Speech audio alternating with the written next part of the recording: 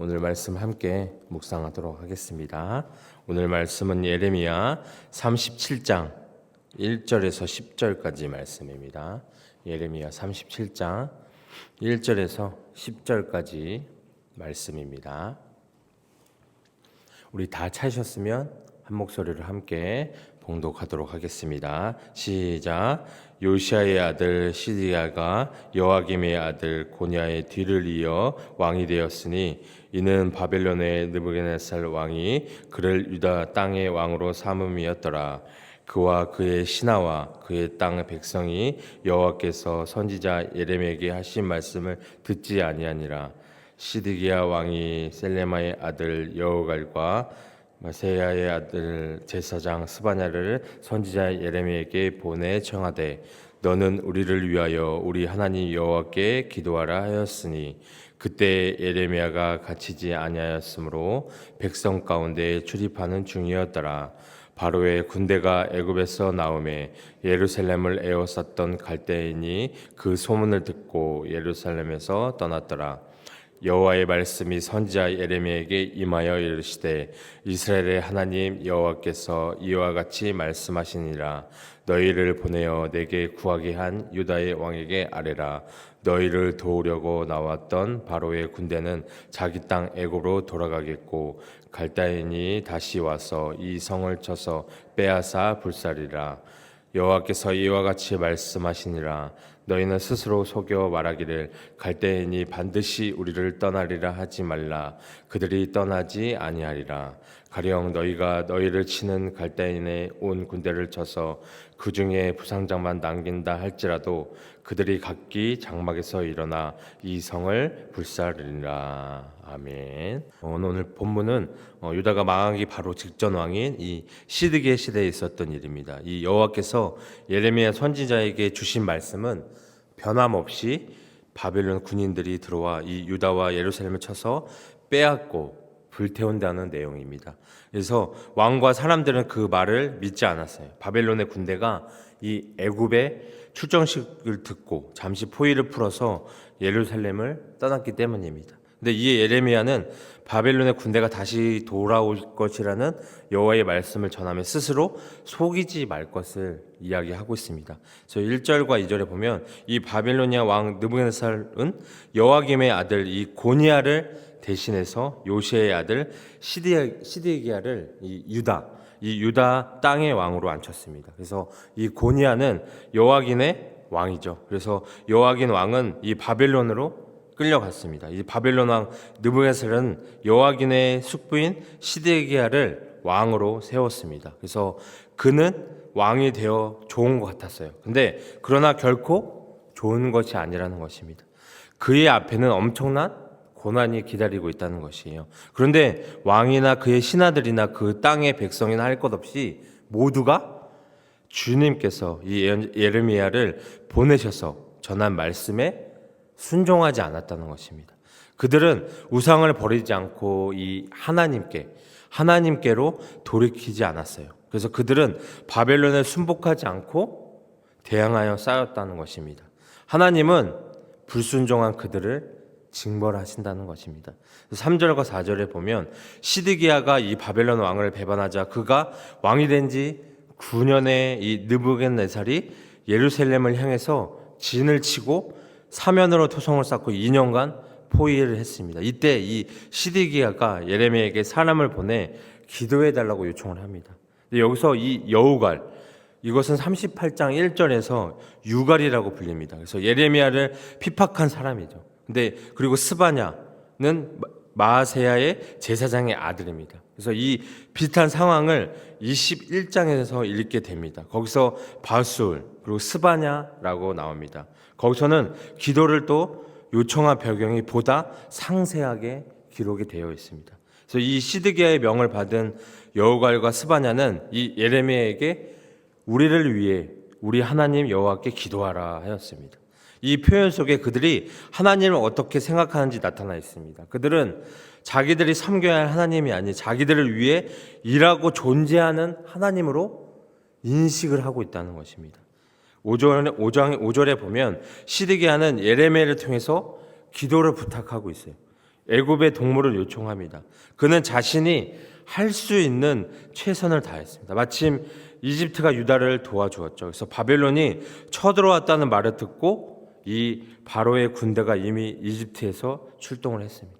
그래서 이 예루살렘을 포위했던 바벨로니아 군인들은 그 소식을 듣고 이 예루살렘에서 퇴각을 했습니다. 이것은 일시적인 문제 해결이지 완전한 문제 해결이 아니라는 것입니다. 이거 6절과 8절에 보면 애굽의 바로 군대가 자기 땅으로 돌아가고 이 바벨론이 다시 와서 이 성을 쳐서 불사르리라는 말씀입니다. 이 시드기야의 생각과는 정반대의 말씀을 하십니다.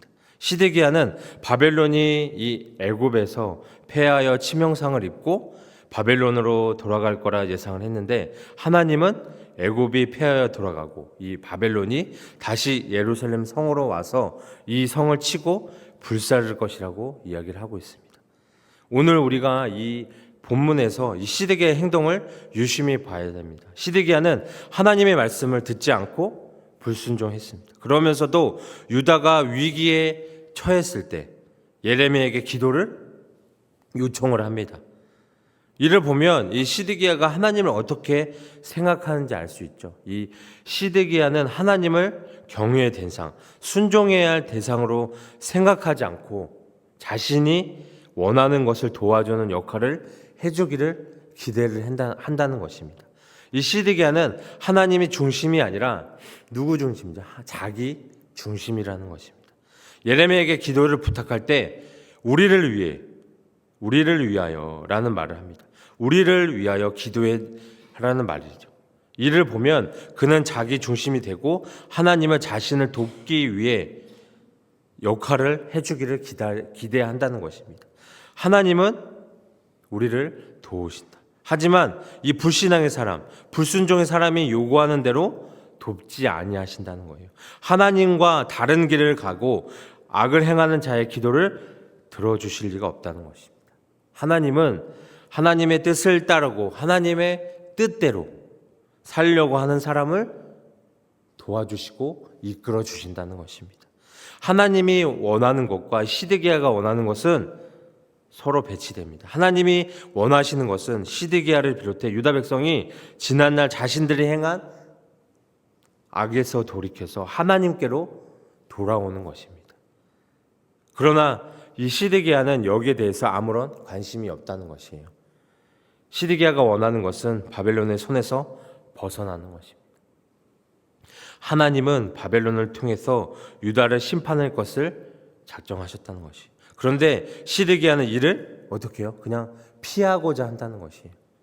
시드기야는 진심이 결여된 사람이에요. 뭐예요? 기회주의자라는 것입니다.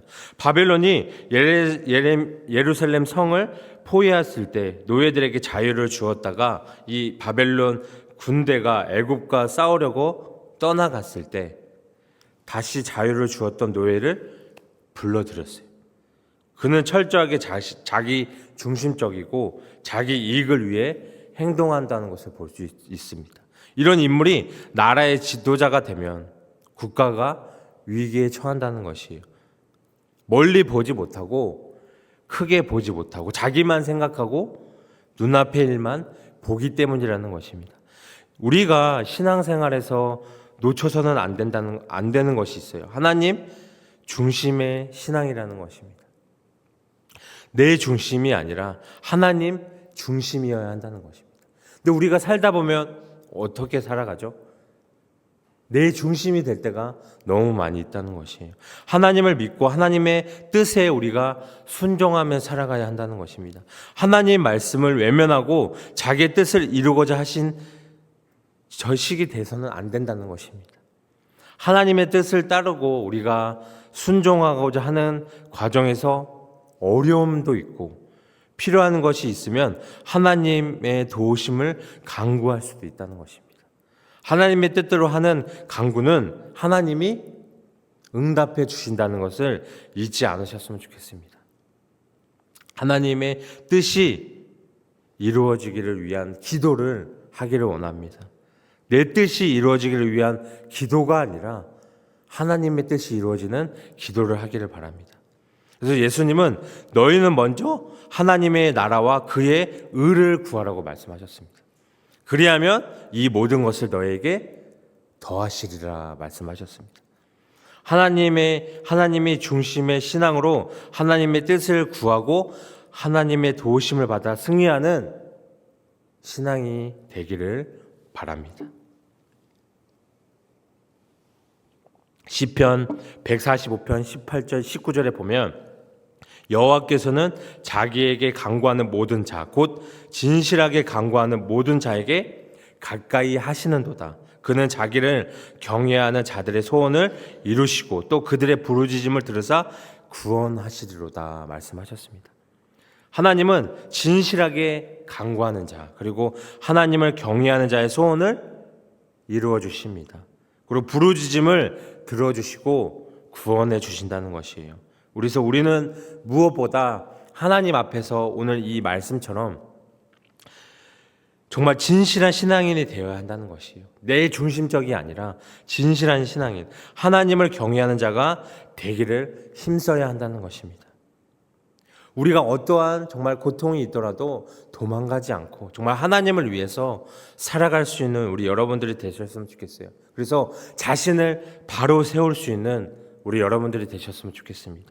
그래서 내가 하나님 앞에 바로 서면 그 기도에 응답받아 하나님의 도우심을 받고 우리는 승리할 수 있는 삶을 살아갈 수 있다는 것입니다. 그래서 우리는 이 신앙의 자리에서 하나님의 자리에서 굳건히 설 수 있는 우리 여러분들이 되셨으면 좋겠습니다. 9절과 10절에 보면 하나님은 유다 백성들을 향해 너희 스스로 자신을 속인다라고 얘기하고 있습니다. 이는 하나님의 말씀과 상관없이 자기가 원하는 것이 이루어질 것을 바라고 확신하는 태도를 이야기하고 있습니다. 그들은 하나님의 뜻과 달리 바벨론 군대가 떠날 것이라고 믿었습니다. 이 예레미야와 달리 거짓 선지자들은 왕의 기대를 부추기는 갈대아인은 반드시 떠난다라는 거짓을 예언합니다. 하나님께서 스스로 속이지 말라고 하셨습니다. 유다가 갈대아인의 온 군대를 쳐서 부상자 몇몇만 남게 될 것이라고 거짓 예언하고 있지만 결국 그들은 일어나 이 성을 불살릴 것이라고 말씀하셨습니다. 자기를 기만하는 신앙, 반성 없는 긍정적인 마음, 평화만 주장하는 거짓 복음을 경계한다는 것입니다. 그래서 이 벼랑 끝에 선 이스라엘에게 바로의 군대 등장은 한 줄기 소망을 심어주기에 충분했다는 것입니다. 그들은 바로 군대를 믿었고 갈대인이 떠날 것이라고 확신했습니다. 그러나 그들의 기대는 헛된 소망이고 그들의 믿음은 스스로 기만하는 자가 확신되었다는 것입니다. 믿고 싶은 대로 믿는 것이 아니라 말씀대로 믿는 것입니다. 그래서 말씀을 겸손히 듣고 우리가 그 상황을 냉정히 인식하는 것이 회복하고 바르게 설 수 있는 길이라는 것입니다. 우리가 잘 알고 있는 이 에스겔의 글을 보면 그들이 이렇게 생각하는 것은 거짓 선지자들 때문이었다고 말을 하고 있습니다. 거짓 선지자들은 하나님의 말씀이 아닌 인간이 바라는 것을 예언했다는 것입니다. 그래서 그것을 믿게 했다는 것이에요. 오늘도 마찬가지입니다. 오늘날도 마찬가지입니다. 사람들은 그리고 우리들은 하나님의 뜻에는 관심이 없이 오직 우리들이 바라는 것만 이루어지기를 기도하고 있다는 것이에요. 그리고 이루어질 것이라고 확신하고 이것을 믿음으로 여긴다는 것이에요. 그러니까 오늘 말씀처럼 자기 자신을 속일 뿐이라는 것이에요. 믿음이 좋다는 것은 내가 바라는 것이 이루어질 것을 확신을 두고 말하는 것이 아닙니다.